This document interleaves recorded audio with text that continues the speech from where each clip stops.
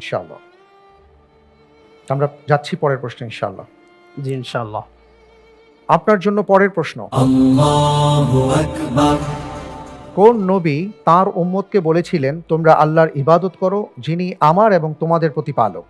নিশ্চয়ই যে ব্যক্তি আল্লাহর সঙ্গে শরিক করে তার জন্য আল্লাহ জান্নাত হারাম করে দিয়েছেন। এ মুসা আলাইহিস সালাম, বি ঈসা আলাইহিস সালাম, সি দাউদ আলাইহিস সালাম, ডি ইয়াকুব আলাইহিস সালাম।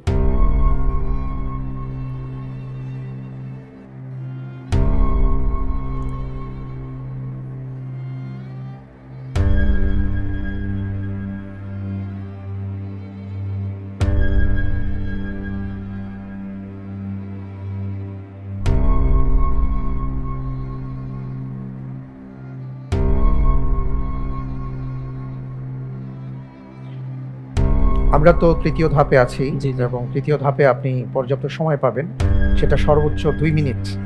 আপনার অনেক সময় চলে যাচ্ছে, আমরা আপনার কাছ থেকে উত্তরটি আশা করছি।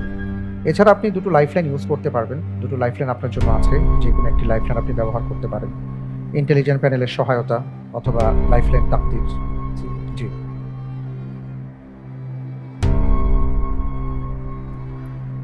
আলহামদুলিল্লাহ, উত্তর হিসেবে বেছে নিচ্ছি অপশন বি, ঈসা আলাইহিস সালাম।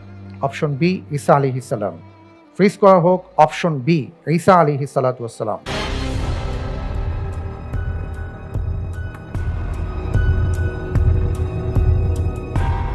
আপনি বলছেন যে ঈসা আলাইহিস সালাতু ওয়াস সালাম তার উম্মতকে বলেছিলেন যে তোমরা আল্লাহর ইবাদত করো যিনি আমার এবং তোমাদের প্রতিপালক।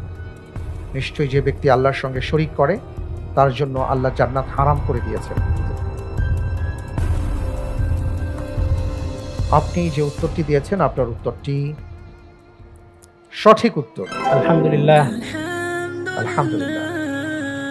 জি, সূরা মাইদাতে আল্লাহ তাআলা জি। বলেছেন ৭২ নম্বর আয়াত, লাকাদ কাফারাল্লাযীনা ক্বালু ইন্নাল্লাহা হুয়াল মাসীহু ইবনু মারইয়াম ওয়া ক্বালাল মাসীহু ইয়া বানী ইসরাঈল উ'বুদুল্লাহা রাব্বী ওয়া রাব্বাকুম ইন্নাহু মান ইউশরিক বিল্লাহি ফাকাদ হাররামাল্লাহু আলাইহিল জান্নাহ ওয়া মাওয়াহুন নার।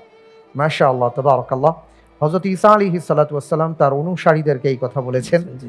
আর আফসোসের বিষয় হলো তার অনুসারী যারা আছেন দাবি করেন তারা সবচেয়ে বড় শিরকের মধ্যে আজকে নিমজ্জিত। আল্লাহ তাআলা তাদেরকে হেদায়েত নসিব করুন, আমিন। আমিন।